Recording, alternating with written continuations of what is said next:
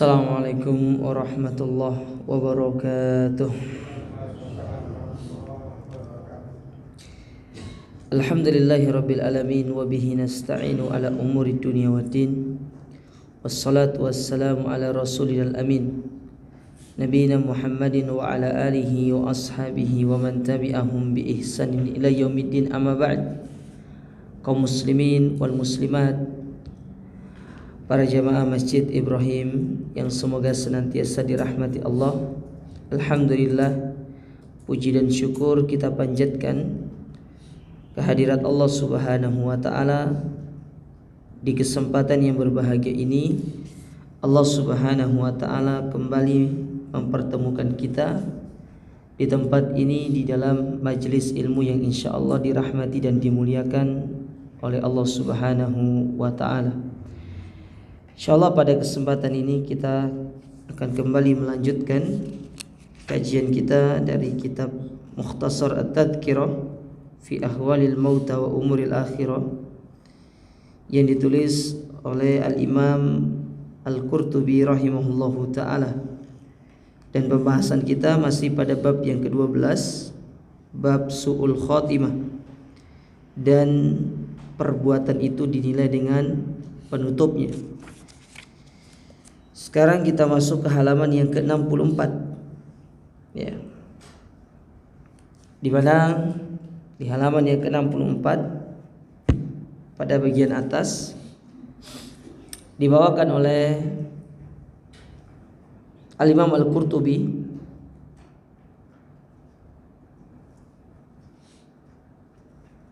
beliau mengatakan, wa yurwa, dan diriwayatkan, annahu kana bi Misra, dahulu di Mesir, rajulun yaltazimu masjidan lil adani was shalah, ada seorang laki-laki yang senantiasa berada di masjid untuk mengumandangkan adzan dan salat. Yaitu kisah yang sering kita kisahkan terkait seorang laki-laki yang terfitnah dengan wanita. Jadi itu terjadinya di mana? Di Mesir. Wa alaihi bahaul ibadah wa anwarul ta'ah, terpancar darinya aurah ibadah dan cahaya ketaatan, karena dia sering ibadah kepada Allah, ya, terutama dia sering mengumandangkan adzan, mengingatkan manusia untuk melaksanakan ibadah kepadanya. Kemudian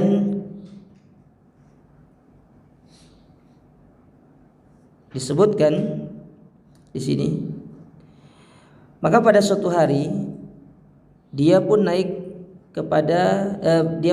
ke menara ala adatihi lil adzan, untuk melaksanakan kebiasaannya dia, yaitu mengumandangkan adzan. Yang mengumandangkan adzan. Jadi kalau orang dulu kan kalau mau adzan itu naik ke atas dia. Kalau sekarang kan pakai toa. Jadi dulu naik ke atas menara adzan.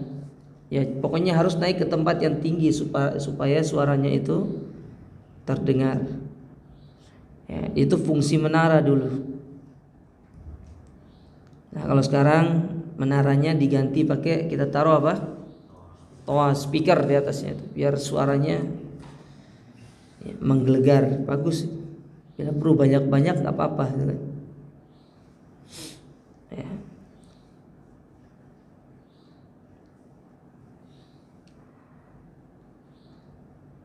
Wa kana tahtal manara darulin linasrani dhimmi, dan ternyata di bawah menara tersebut ada rumah seorang Nasrani dhimmi, berada di bawah pemerintahan kaum muslimin.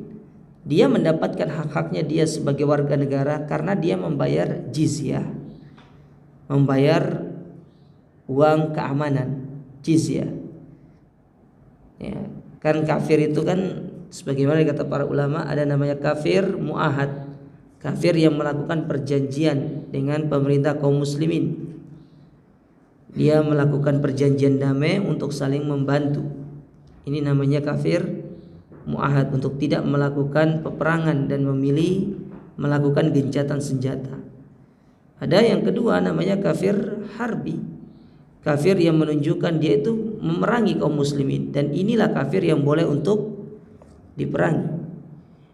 Ada yang ketiga kafir dhimmi, yaitu kafir yang berada di bawah naungan pemerintahan muslim dan dia membayar jizyah. Sedangkan yang keempat ada namanya kafir musta'man, kafir yang meminta keamanan dari serangan orang-orang yang ingin menyerang mereka, tapi tentu itu dengan membayar jizyah juga. Atau mungkin dia sedang ada masalah, dia masuk ke negara kaum muslimin minta keamanan, maka kaum muslimin boleh untuk memberikan keamanan kepada mereka. Nah, ini adalah Nasrani dhimmi. Fattala'a fiha fara'a ibnata sahibid dar.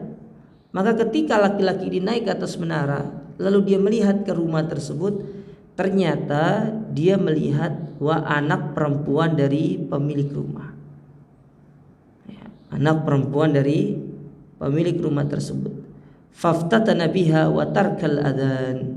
Wa tarakal adhan. Ternyata dia terfitnah dengan wanita tersebut sehingga turun dan meninggalkan adzan. Jadi sudah naik ke menara mau adzan, lihat wanita turun, terfitnah. Makanya Nabi SAW benar jauh-jauh hari mengingatkan kepada para lelaki, ma taraktu fitnatan adarru ala rijali minan nisa. Tidaklah aku meninggalkan fitnah yang besar kepada para lelaki melainkan wanita. Dengan wanita seorang laki-laki mudah terfitnah, sangat mudah terfitnah. Oleh karenanya kenapa para pemuda sangat dianjurkan untuk segera menikah, karena mereka sangat mudah terfitnah, sangat mudah terfitnah. Wa nazala ilaiha wa dakhalat dar faqalat lahu ma sya'nuk ma turid. Maka dia pun turun dari menara tersebut, langsung masuk ke rumah wanita tadi tanpa permisi. Namanya seorang sudah terfitnah. Maka wanita tadi mengatakan, apa urusanmu? Apa yang kau inginkan? Faqala anti turidu, aku menginginkan dirimu. Qalat limadha, kenapa? Qala laha salabtu lubbi atau salabti lubbi, engkau telah memenjara hatiku. Salam bahasanya itu. Jadi engkau sudah mengambil hatiku. Wa akhdi mi majami'i qalbi, engkau telah memenuhi seluruh lorong hatiku. Qalat, maka dia mengatakan, la ujibuka ila raibah. Kata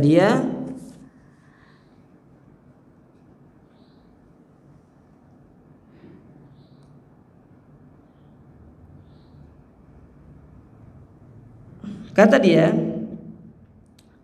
aku tidak bisa menjawab keinginanmu, aku ragu-ragu. Aku ragu-ragu karena agama kita berbeda. Maka dia mengatakan, atazawwaj, aku akan menikah denganmu. Qalat lahu anta muslim wa ana nasraniyah wa abi la yuzawwijuni minka. Aku seorang Nasrani sementara engkau seorang muslim, dan bapakku tidak akan pernah menikahkan aku denganmu. Maka dia berkata, atanassar, aku akan masuk ke dalam agama Nasrani. In fa'alta af'al, kalau engkau mau masuk ke dalam agama Nasrani, baru aku akan menikah denganmu. Maka dia pun masuk ke dalam agama Nasrani, menikah dengan wanita tersebut. Wa aqama ma'ahum fid dar falamma kana fi athna'i dzalikal yaum raqiya ila sakhti kana fid dari fasaqata minhu famata. Maka tatkala dia sudah menikah, suatu hari dia naik ke atas loteng rumah, tiba-tiba dia pun jatuh dan meninggal dunia dalam kondisi dia sudah memeluk agama Nasrani.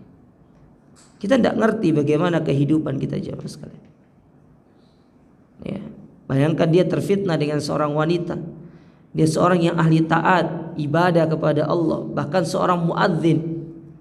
Sangat disayangkan ketaatan dia kepada Allah ternyata mampu dikalahkan dengan fitnah seorang wanita. Makanya luar biasa fitnah wanita itu.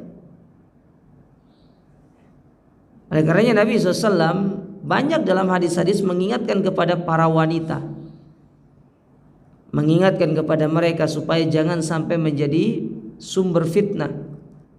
Kata Nabi SAW, "Idza kharajatil mar'atu istashrafaha syayatin."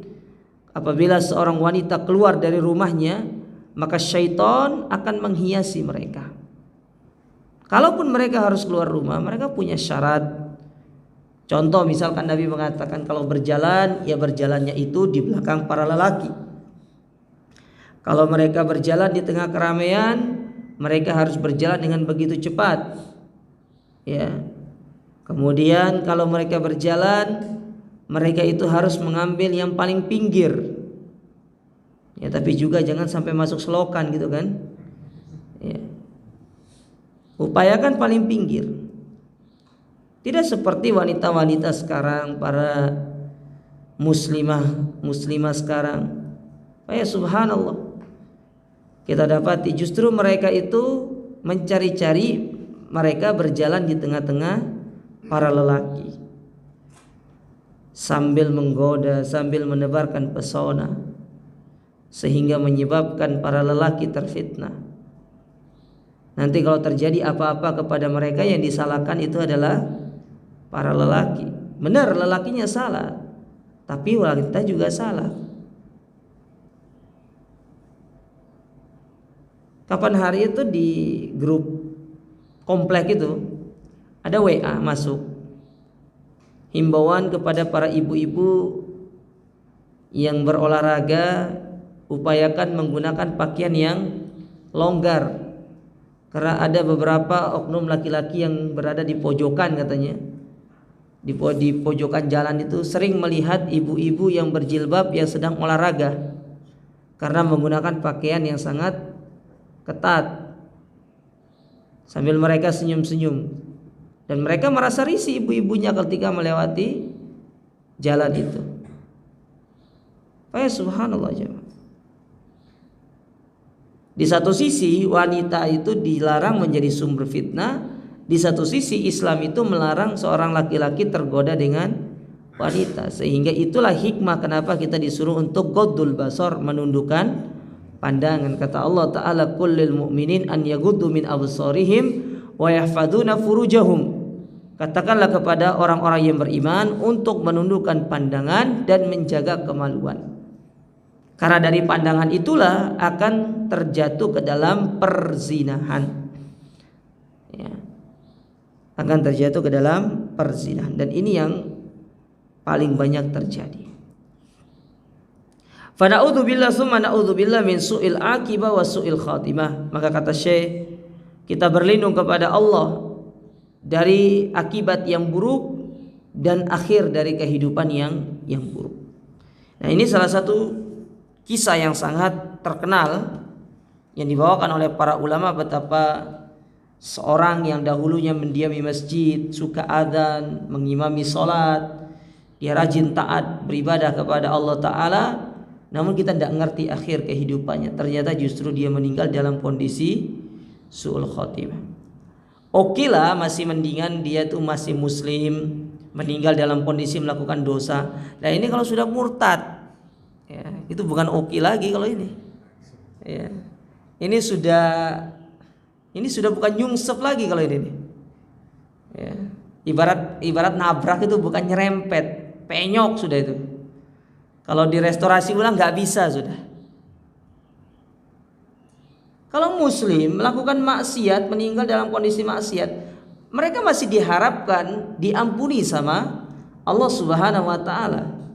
Tapi kalau sudah meninggal dalam kondisi kafir, Nasrani, apa yang mau diharapkan? Amalan-amalan yang dulu yang pernah dia kerjakan, amalan yang mulia yang kita tahu adzan itu, kata Nabi SAW, akan datang di hari kiamat orang-orang yang muadzin itu dalam kondisi lehernya panjang. Ya, lehernya panjang. karena dia suka mengangkat kalimat Allah Ta'ala.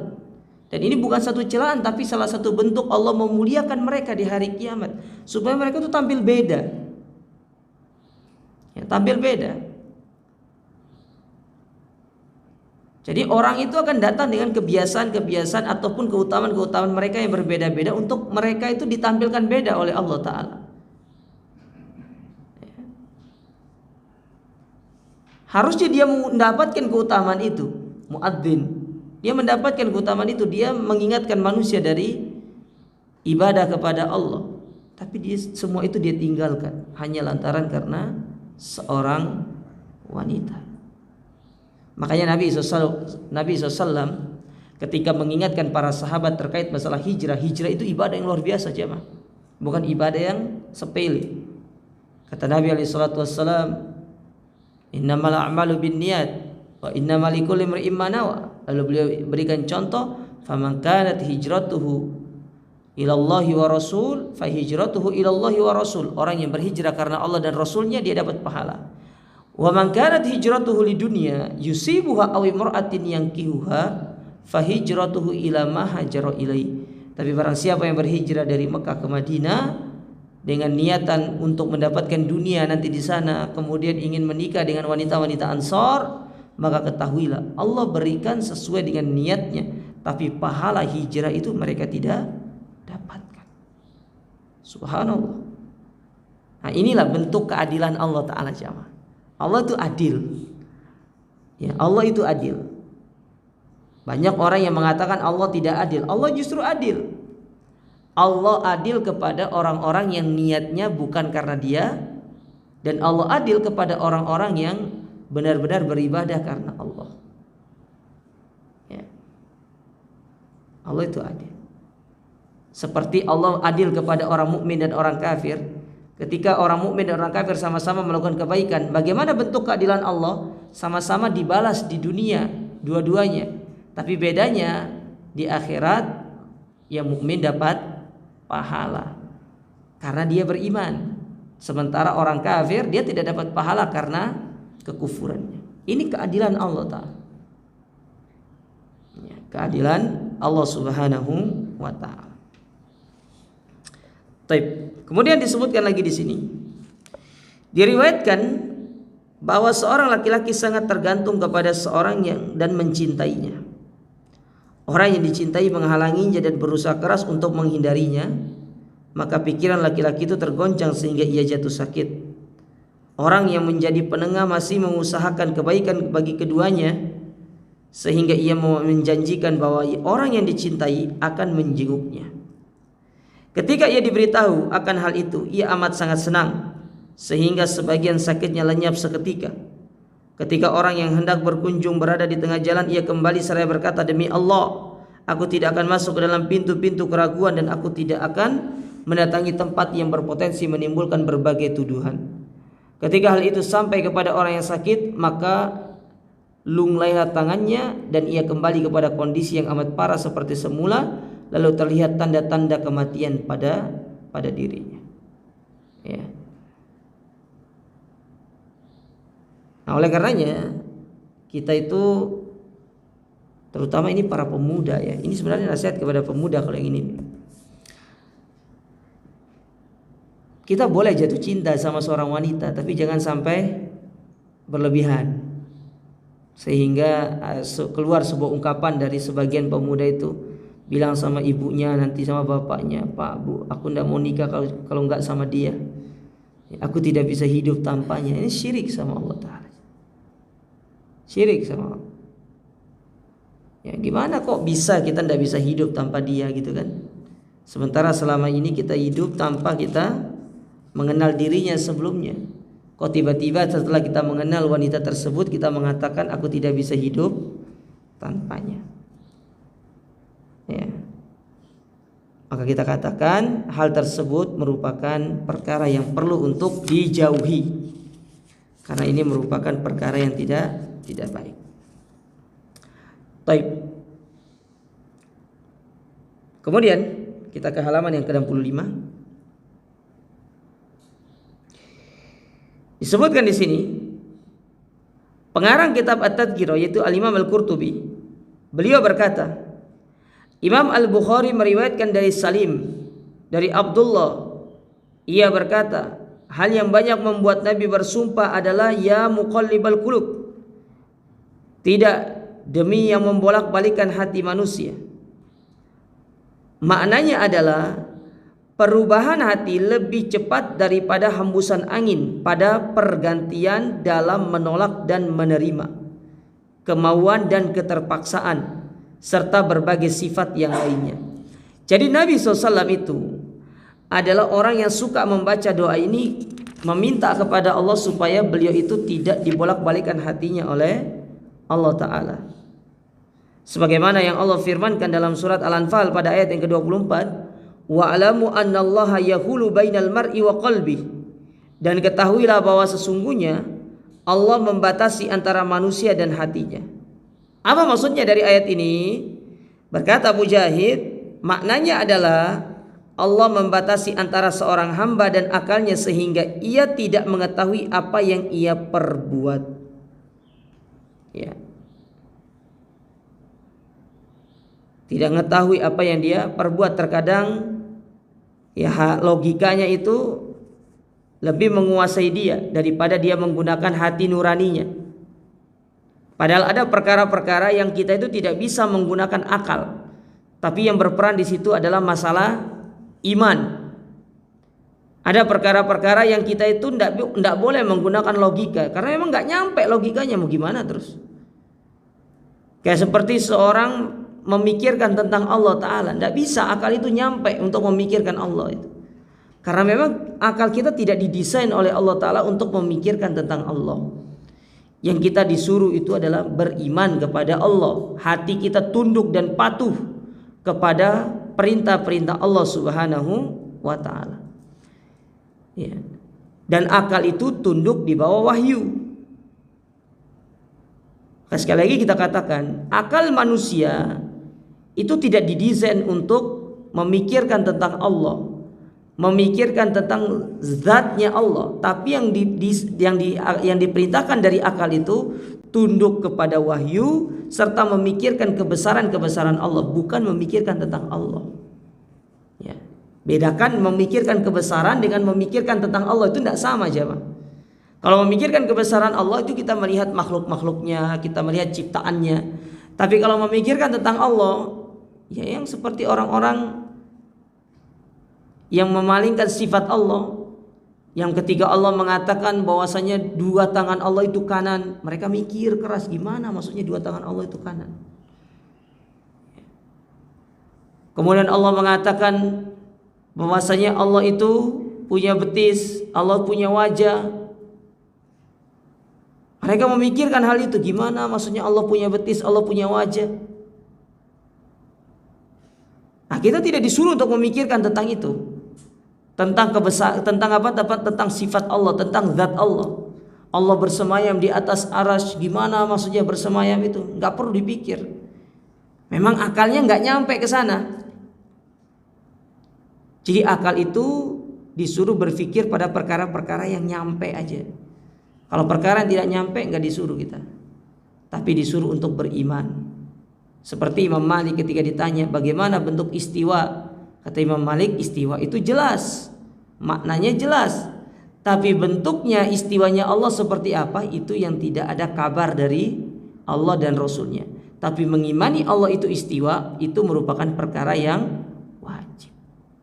Bayangkan ditutup dengan mengatakan mengimaninya itu merupakan perkara yang wajib, bukan disuruh untuk memikirkan.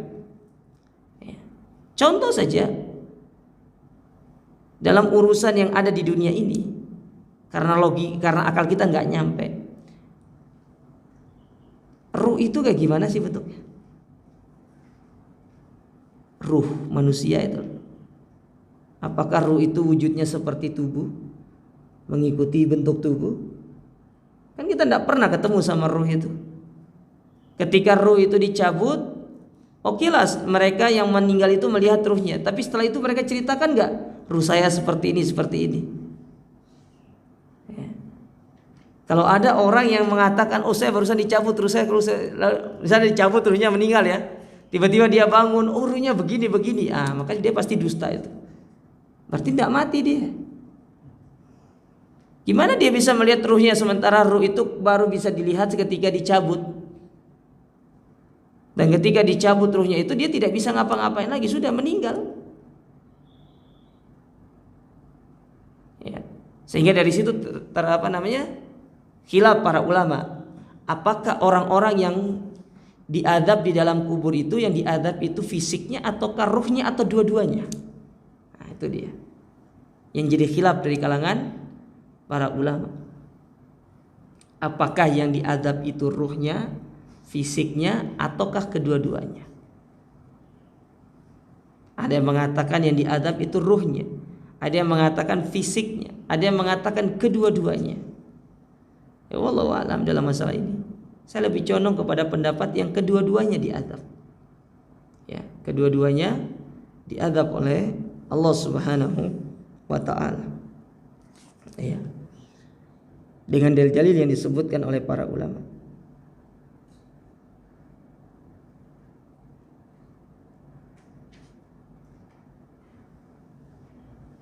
Baik.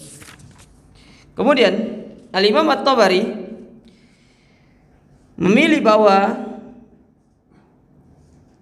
hal itu merupakan pemberitahuan dari Allah bahwa ia lebih memiliki hati para hamba-hambanya daripada hati mereka sendiri. Jadi kita manusia, kadang kita tidak ngerti tentang hati kita dan kita susah untuk mengontrol hati kita, jemaah sekalian. Tapi Allah yang mengontrol hati manusia. Allah yang akan mengarahkan hati manusia kepada kebaikan atau keburukan. Tergantung sejauh mana kita semakin dekat kepada Allah. Dan dia memberi pembatasan antara mereka dengan hati mereka bila ia menghendaki, sampai seorang manusia tidak mendapatkan sesuatu kecuali dengan kehendak Allah. Sebagaimana Nabi SAW bersabda yang diceritakan oleh Aisyah radhiyallahu taala anha, beliau mengatakan kana Nabi SAW yuksiru an yakul, dahulu Nabi SAW memperbanyak mengucapkan ya muqallibal qulub tsabbit qalbi ala ta'atik, wahai yang membolak-balikan hati manusia, tetapkanlah hatiku di atas ketaatan kepadamu. Fakultu, maka Aisyah mengatakan, ya Rasulullah, wahai Rasulullah, innaka tuksiru an tad'u bihadza du'a fahal takhsha, sesungguhnya engkau itu sangat banyak mengucapkan doa ini, apakah engkau takut? Atau apa yang engkau takutkan wahai Rasul sallallahu alaihi wasallam? Maka Nabi SAW mengatakan, wa ma yu'manuni ya Aisyatu wa qulubul ibadi baina asbi'aini min asabi'il jabbari idza arada an yuqalliba qalba abdihi qallabahu. Wahai Aisyah, apa yang membuatku merasa aman sedangkan hati seorang hamba berada di antara dua jari jemari Allah? Jika ia menginginkan, ia membaliknya, dan jika ia membalikkan hati tersebut, maka niscaya kita akan jatuh ke dalam keburukan. Maka itulah pentingnya meminta doa kepada kepada Allah Ta'ala, meminta ketetapan hati dengan mengatakan ya muqallibal qulub tsabbit qalbi ala dinik. Itu penting ya, supaya hati kita ini senantiasa dikokohkan di atas iman, di atas tauhid, di atas sunnah sampai kita meninggal dunia. Karena bahaya ketika seorang itu disimpangkan oleh Allah Ta'ala, dia akan jauh menyimpang dan bisa jadi dia mendapatkan su'ul khatimah. Ya. Bayangkan Nabi SAW saja, beliau itu merasa takut kalau beliau itu disimpangkan hatinya dari ketaatan kepada Allah. Bagaimana dengan kita? Maka harus kita memperbanyak doa ini. Nah, kemudian dikatakan di sini,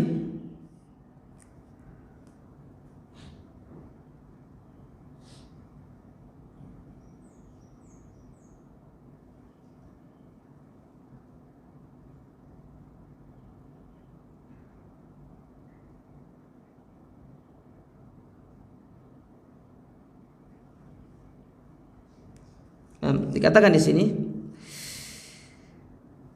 qala ulama, berkata para ulama, wa idza kanatil hidayatu ilallahi masrufa, apabila hidayah itu hanya Allah yang berhak untuk memberikannya. Wal istiqomah ala masyiatihi mauqufa, serta keistiqomahan itu tergantung kepada kehendak Allah. Wal akibatu mughayyabah, dan ganjaran perbuatan tersebut merupakan perkara yang gaib. Fala ta'jab bi imaniki atau bi imanika wa amalika wa salatika wa shaumika wa jami'i kurbika fa inna dzalika wa in kana min kasbika fa innahu min khalqi rabbika wa fadlihi ad-dari alaika wa khairihi. Kata beliau, maka jangan engkau merasa ujub. Nah, ini ujub ini bahaya jemaah. Penyakit ujub. Jangan engkau merasa ujub dengan imanmu, dengan amalmu, dengan solatmu, dengan puasamu, dengan segala ketaatan-ketaatanmu kepada Allah Ta'ala. Karena kalau memang itu akan menjadi bagianmu, ya, maka pasti Allah Subhanahu wa Ta'ala akan memberikan kepadamu. Tapi kalau itu bukan bagian kita, nah itu dia. Sudah ujub, bukan bagian kita, yang kita dapatkan justru kerugian. Karena kan pernah saya sebutkan ketika Nabi SAW menyebutkan ada orang-orang yang di hari kiamat itu memikul pahala untuk orang lain. Karena di dunia dia itu suka melakukan perbuatan zalim. Jadi dia sholat untuk orang lain, dia puasa untuk orang lain, dia zakat untuk orang lain. Karena dia di dunia itu suka zalim kepada orang. Nah, ini definisi orang-orang mengumpulkan pahala untuk dibagikan kepada orang. Baik sekali orang seperti ini. Di dunia dia semangat ibadah, tapi dia lupa satu hal, tetap dia berbuat zalim sama orang, lisannya tidak pernah dijaga, tangannya tidak pernah dijaga. Pokoknya serba menzalimi orang lain. Oleh karenanya Nabi SAW mengingatkan kepada kita dalam hadis yang sahih, beliau mengatakan, al-muslimu man salimal muslimuna min lisanihi wa yadi. Seorang muslim yang sejati itu adalah seorang muslim yang dia menjaga menjaga muslim yang lainnya dari berbuat zalim, dari kezaliman dia, baik dari lisannya maupun dari tangannya. Nah, hadis ini itu punya faedah yang sangat besar jemaah sekalian. Di antara disebutkan oleh Syekh Shalih Al-Syekh di dalam kitab beliau Syarah Fadlil Islam, syarah keutamaan agama Islam ya. Ketika beliau menyebutkan tentang hadis ini, Nabi mengatakan di situ, seorang muslim yang sejati adalah seorang muslim yang dia menjaga lisan dan tangannya tidak menzalimi muslim yang lainnya. Faedah yang pertama disebutkan dari hadis ini, kata Syekh Shalih Al-Syekh, bahwasanya seorang muslim yang hakiki itu dia tidak hanya sibuk untuk mendirikan sholat, zakat, puasa, haji, atau rukun-rukun Islam yang lainnya. Tidak. Dia tidak sibuk dengan hanya melakukan yang ini. Tapi seorang muslim yang sejati itu, dia memikirkan perkara-perkara yang lain. Di antaranya dia memikirkan apa yang menjadi hak sesama muslim yang lainnya. Itulah muslim yang sejati. Bukan dia hanya memikirkan dirinya, tapi dia bagaimana memikirkan orang lain yang ada di sekitarnya. Dari dia mengambil haknya.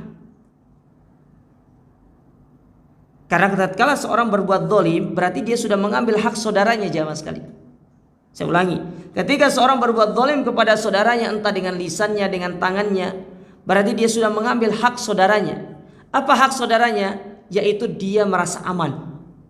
Hak keamanan dari perbuatan zalim, itu hak saudara kita.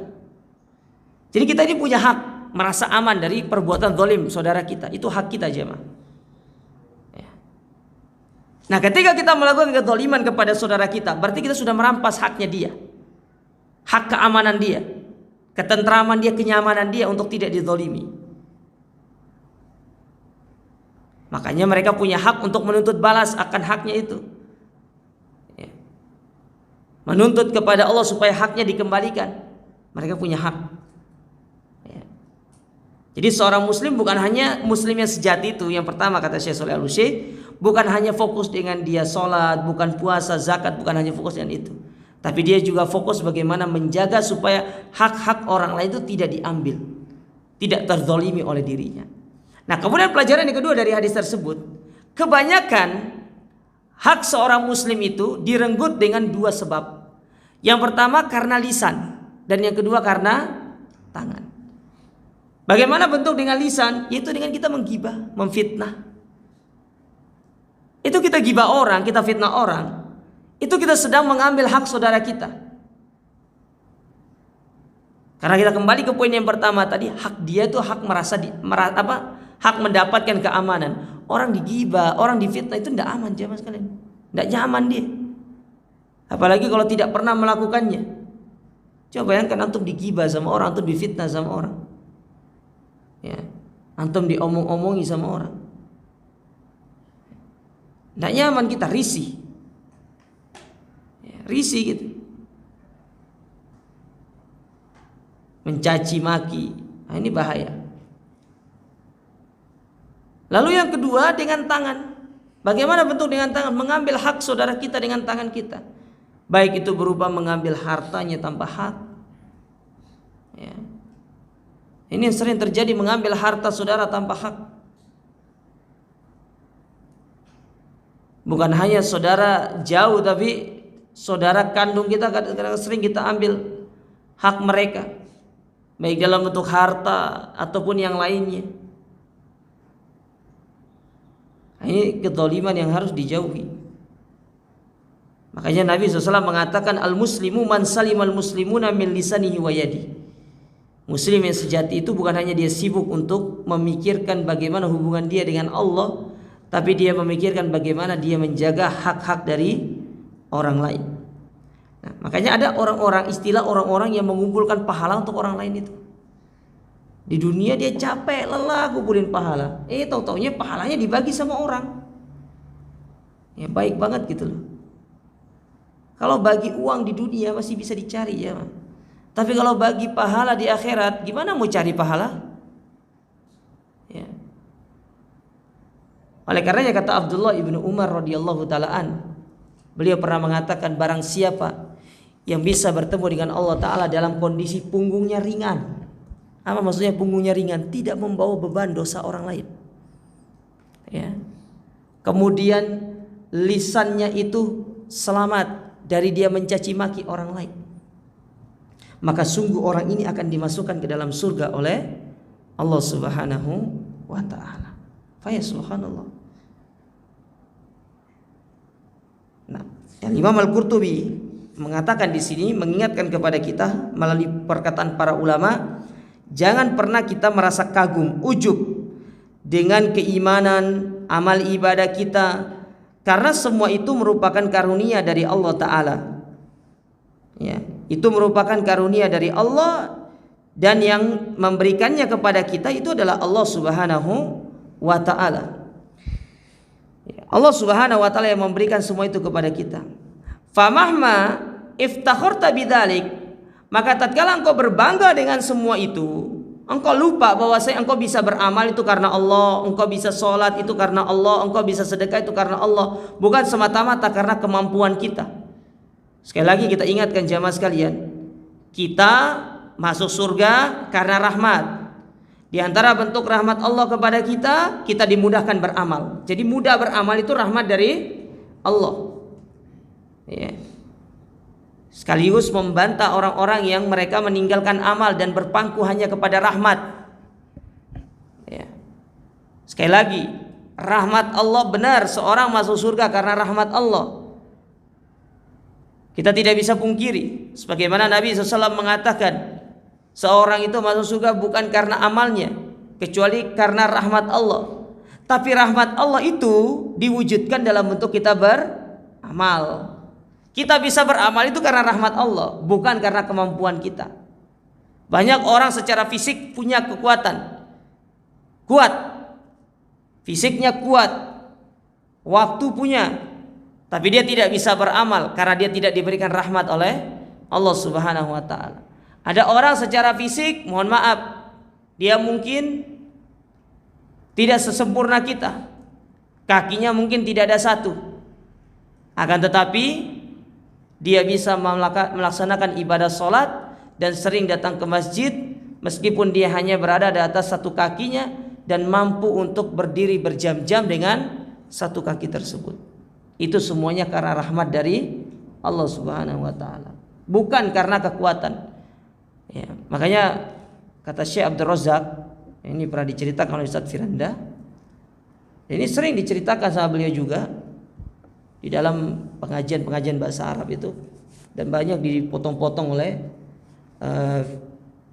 YouTube itu.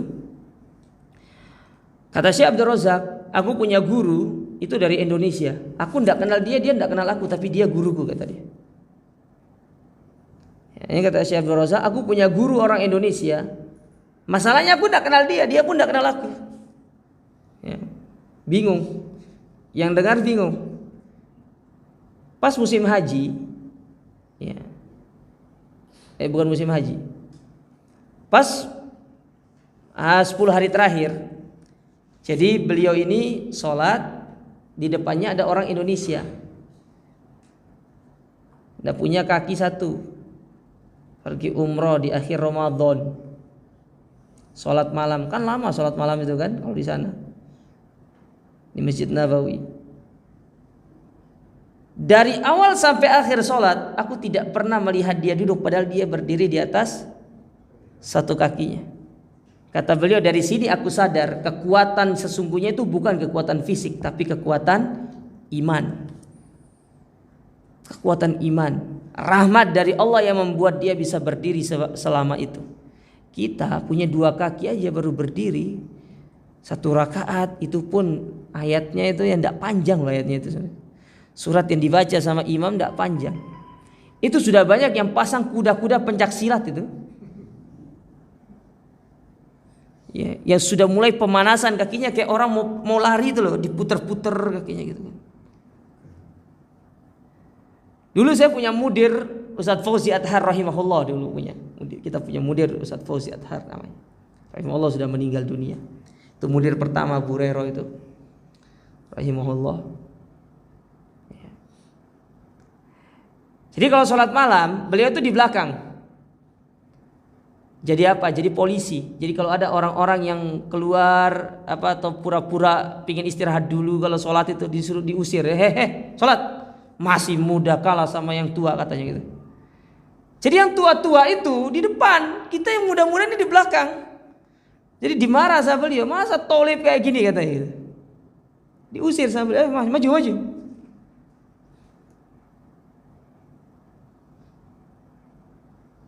Jadi bukan kekuatan fisik, tapi kekuatan iman, kekuatan hati. Dan itu semuanya bersumber dari rahmat Allah Subhanahu wa ta'ala. Maka jangan kita pernah merasa ujub, jangan pernah kita merasa bangga dengan amal ibadah yang kita lakukan. Semua itu karena rahmat Allah. Kita bisa sedekah, kita bisa haji, kita bisa umroh, kita bisa ngapa-ngapain dari amal ibadah itu, membantu orang. Semua itu karena rahmat Allah. Betapa banyak orang, dia itu punya kemampuan, punya fisik yang kuat, tapi dia tidak bisa melakukan ibadah karena tidak mendapatkan rahmat dari Allah Subhanahu wa ta'ala. Maka kita selalu berdoa kepada Allah untuk berlindung dari yang namanya sifat ujub, berbangga dengan amal ibadah, dan selalu memohon kepada Allah untuk senantiasa diliputi dengan rahmatnya. Karena dengan rahmat Allah lah kita bisa mampu melakukan ibadah. Dan ini sekaligus menjelaskan kepada saudara-saudara kita yang suka meninggalkan amal dan berpangku kepada, kan kita masuk surga karena rahmat. Maka kita katakan bagian dari rahmat Allah itu adalah dengan kita beramal. Amal itu bagian daripada rahmat Allah. Ya. Ketika seorang meninggalkan amal, berarti dia sedang meninggalkan yang namanya rahmat dari Allah Subhanahu wa ta'ala. Ya. Jadi jangan pernah kita merasa ujub. Ya. Taib. Kemudian disebutkan di sini, kunta kal muftakhiri bimata'i ghairihi wa rubbama suliba anka fa'ada qalbuka minal khairi akhla min jawfil ba'ir fakam min raidatin amsat wa zuhruhan yani amim fa asbahat wa zahruha yabis hashim. Kata beliau, ya, ini perumpamaan ya yang diberikan oleh beliau. Kata beliau, seandainya hal itu dicabut darimu, maka hatimu akan kembali kosong dari kebaikan-kebaikan, bahkan lebih kosong dari hati onta. Maka berapa banyak taman yang tadinya dipenuhi dengan bunga-bunga yang sangat indah, kemudian berubah menjadi taman yang bunganya layu dan kering saat angin yang dahsyat berhembus melintasinya. Begitu juga seorang hamba yang ketika sore harinya hatinya bercahaya lagi selamat, lalu ketika di pagi hari dalam keadaan bermaksiat, berbuat aniaya lagi sakit hatinya. Itulah perbuatan Allah yang maha mulia, maha bijaksana, maha pencipta dan maha mengetahui. Jadi bagaimana kita dilarang untuk berbangga dengan semua itu. Ya. Makanya ketika kita sholat jangan berbangga kita telah melaksanakan ibadah sholat, tapi kita harus banyak-banyak bermuji Allah Ta'ala. Karena Allah masih memberikan kita kesempatan untuk beribadah kepadanya. Maka sering kita ingatkan jamaah sekalian, ya, hati-hati dengan yang namanya kita itu berbangga dengan amal ibadah, karena semua itu merupakan sebab kita itu akan dijerumuskan ke dalam api neraka jahanam. Karena ujub itu merupakan perkara yang gak boleh, perkara yang harus benar-benar kita tinggalkan. Berbangga dengan amal ibadah, berbangga dengan kebaikan, ya. Nah, di antara bentuk ujub itu, kata para ulama, di antara salah satu bentuk ujub itu adalah mereka-mereka yang suka mengungkit-ungkit pemberian. Itu bagian daripada ujub. Makanya Allah Ta'ala mengingatkan kepada kita. Allah mengatakan, ya ayyuhalladzina amanu la tubtilu shadaqatikum bil manni wal adha. Wahai orang-orang beriman, janganlah kalian mengungkit-ungkit pemberian kalian, ya, dan menyebut-nyebutnya kepada orang lain, karena itu dapat membatalkan pahala yang telah kalian dapatkan dari kebaikan-kebaikan tersebut. Jadi kita dilarang untuk ujub. Ya, sholat saya, ini puasa saya. Tinggalkan yang namanya ujub. Senantiasa kita itu benar-benar berserah diri kepada Allah, dan benar-benar kita itu harus selalu meminta rahmat dari Allah Subhanahu wa ta'ala. Taib, ini yang mungkin bisa kita ambil pada kesempatan berbagi ini jemaah sekalian. Ya, semoga ini bermanfaat. Nah, ada pertanyaan, Pak?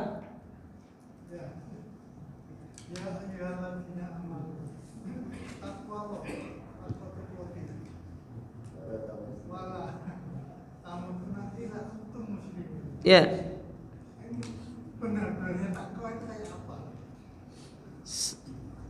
Sebenarnya takwa itu seperti apa gitu? Ya.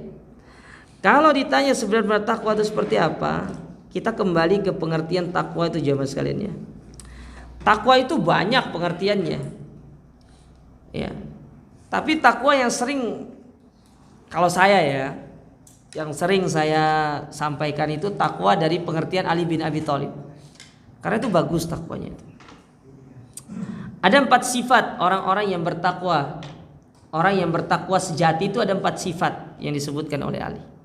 Yang pertama, senantiasa hati merasa takut kepada Allah.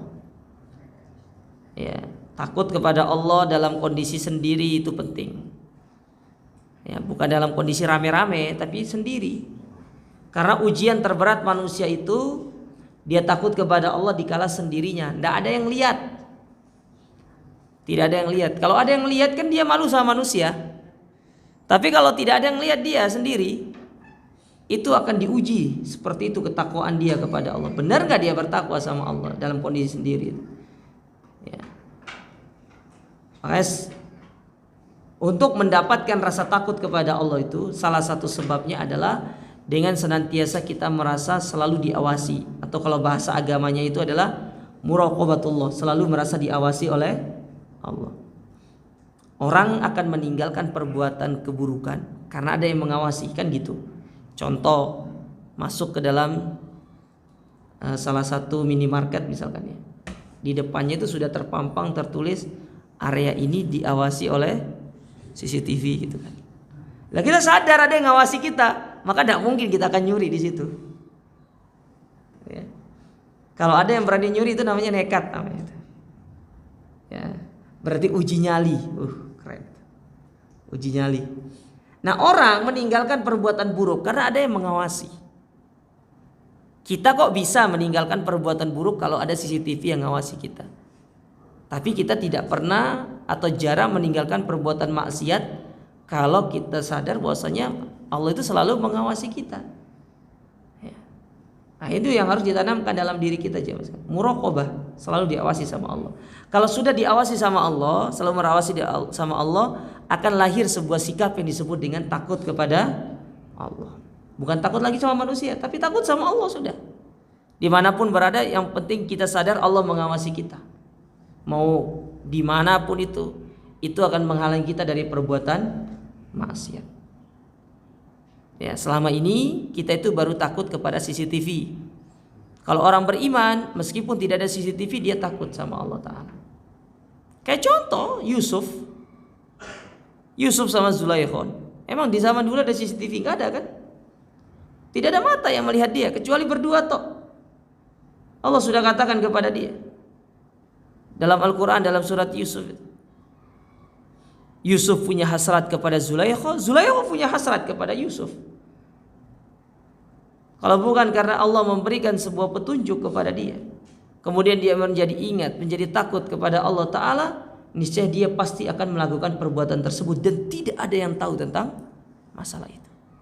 Bayangkan dalam kondisi seperti itu, jangan kita berdua sama orang, wanita cantik, luar biasa, diperebutkan sama laki-laki. Tiba-tiba dia datang kepada kita, menawarkan dirinya. Ya. Kadang-kadang kita ketemu sama wanita yang pas-pasan saja, iman kalau lagi turun itu ya sudah. Ya, kadang-kadang terfitnah. Ini wanita yang cantik luar biasa dan tidak mudah. Tapi dia memilih untuk takut kepada Allah, meninggalkan semua itu. Nah, kalau kita di zaman sekarang kan canggih, itu ada CCTV. Bahkan CCTV sekarang itu bisa dikontrol lewat HP, kita ketahuan, bisa direkam segala macam. Ya. Nah, ini yang perlu ditanamkan. Jangan takut sama CCTV, tapi takutlah kepada Allah. Sama kayak pegawai, dia semangat kerja karena ada CCTV yang merekam perbuatannya. Nanti kalau dia tidak kerja baik, nanti dapat SP dari pimpinannya. Jadi takutnya itu bukan kepada Allah dia, tapi takut karena CCTV tadi. Nah, itu yang pertama, sifat yang pertama. Nah, sifat yang kedua, kata Ali bin Abi Thalib, adalah al-amalu bitanzil, mengikuti sunnah. Orang yang bertakwa itu adalah orang yang beramal mengikuti sunnah. Jadi amal ibadah itu akan menghantarkan kita pada derajat takwa apabila amal ibadah itu sesuai dengan sunnah. Kalau amal ibadah itu tidak sesuai sunnah, dia tidak akan bisa mengantarkan kita pada derajat takwa. Karena gimana amal ibadah mau diterima sementara amal ibadah kita tidak sesuai sunnah? Nah, itu dikatakan oleh para ulama. Amal ibadah yang bisa menjadikan orang menuju takwa itu adalah amal ibadah yang dibangun di atas ikhlas dan sunnah. Ketika amal ibadah tersebut tidak berada di atas sunnah, tidak akan bisa. Makanya perbuatan bid'ah itu tidak akan bisa menjadikan orang bertakwa kepada Allah, tidak akan bisa. Yang ketiga, orang bertakwa itu adalah orang yang qanaah, orang yang selalu memikirkan tentang urusan akhirat, tidak sibuk dan rakus terhadap dunia. Bukan dia tidak cari dunia, tapi tidak rakus. Ya, dia tidak rakus. Makanya Nabi SAW mengingatkan kepada kita untuk berdoa supaya tidak menjadikan dunia ini sebagai orientasi utama. Anda boleh bekerja, ya, boleh berdoa menjadi orang kaya yang bertakwa. Kalau sudah diberikan kecukupan sama Allah, ya sudah cukupkan sampai di situ. Ya, jangan sampai terlalu berlebih-lebihan. Karena kalau sudah berlebih-lebihan, orang itu akan masuk ke dalam berbangga-bangga. Kalau sudah berbangga-bangga, masuk ke dalam ancaman Allah Ta'ala, alhaakumut takatsur hatta zurtumul maqabir. Celakalah orang-orang yang suka saling memperbanyak harta, kemudian sampai masuk ke dalam kubur dia baru sadar usianya sudah habis lantaran hanya mengumpulkan harta. Dalam surat Al-Humazah apa kata Allah? Ayahsabu annama lahu akhlada. Mereka kira harta yang mereka kumpulkan akan mengekalkan mereka. Tidak. Justru akan menjadi hisab mereka di hari kiamat. Nah, jadi kita harus memiliki sifat qanaah.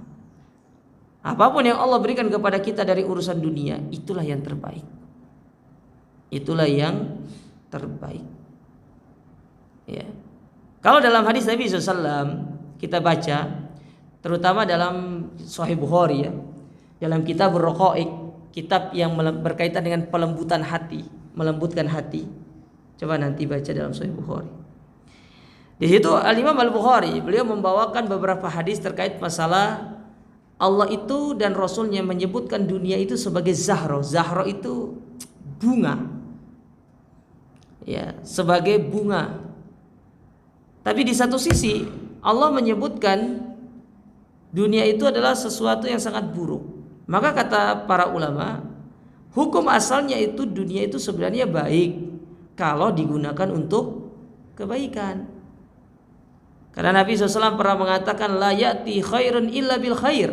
Kebaikan itu tidak akan datang kecuali melalui sebab kebaikan pula.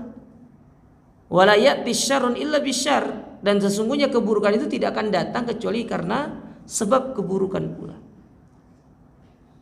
Ya. Jadi dunia itu tergantung bagaimana seorang mensikapinya. Nah, sikap orang beriman yang benar adalah qanaah terhadap kehidupan dunia. Sebagaimana kata Imam Syafi'i, idza kunta dza qalbin qanu'in fa anta wa malikud dunya sawa. Kalau engkau memiliki hati yang qanaah, maka kita dengan raja-raja dunia itu sama kedudukannya. Apa sih yang dicari raja dunia dari harta yang banyak? Kepuasan hati. Sementara kepuasan hati itu yang memberikannya adalah Allah Subhanahu wa taala. Itu dia. Nah, adapun yang keempat, sifat orang bertakwa itu kata Ali bin Abi Thalib, al-istidad liyaumir rahil. Kita itu di dunia ini sebentar. Kita hanya disuruh untuk mengumpulkan bekal. Jadi ya fokusnya itu mengumpulkan bekal untuk menuju perjalanan kehidupan akhirat. Ya. Gimana caranya? Ya ibadah, beramal, melakukan ketaatan, melakukan kebaikan. Itu cara untuk kita mengumpulkan bekal. Apalagi kita yang sudah usia-usia mau mendekati usia senja, ya, hendaklah kita benar-benar fokus untuk melakukan ketaatan kepada Allah Subhanahu wa taala. Kalau ada orang sudah usia 60 tahun, 70 tahun misalkan ya, tapi dalam otaknya itu masih memikirkan bagaimana pundi-pundi dunia aja dipikirkan. Nah, ini kasihan usianya jemaah. Habis begitu saja hanya dengan perkara-perkara yang tidak sepatutnya untuk dia memikirkannya. Ya, tidak sepatutnya. Sementara dia menghabiskan waktu untuk memikirkan dunia, sedangkan dunia datang kepada dia itu tidak banyak, sedikit. Oleh karenanya pernah disebutkan perumpamaan oleh para ulama. Ada di antara manusia di dunia ini, mereka adalah orang-orang lari dari dunia, tapi justru dunia mengejar mereka. Siapa contohnya ini? Para sahabat. Para sahabat itu lari dari dunia, tapi dunia justru datang mengejar mereka. Kok bisa mereka lari dari dunia? Iya, kehidupan mereka bukan untuk mengejar dunia.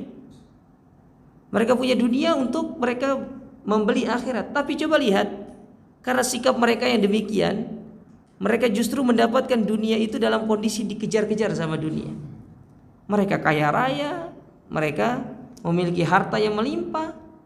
Tapi ada orang, dia mengejar dunia, dunia pun lari dari dia, sehingga dia tidak memiliki apa-apa. Nah itulah kita, sibuk mengejar dunia. Tapi giliran dunia sudah lari dari kita meninggal dunia. Apa yang kita punya? Tidak ada yang kita punya. Bahkan dari harta yang kita kumpulkan, kita tidak bisa mengambil manfaat sedikit pun. Nah ini tadi fokus itu untuk mengejar akhirat, saudara. Ya, coba contoh para sahabat. Ulaika alladzina ishtarawul akhirata bid dunya. Mereka adalah orang-orang yang membeli akhirat dengan kehidupan dunia. Jadi dia beli, diinfakkan, dia keluarkan hartanya di jalan Allah.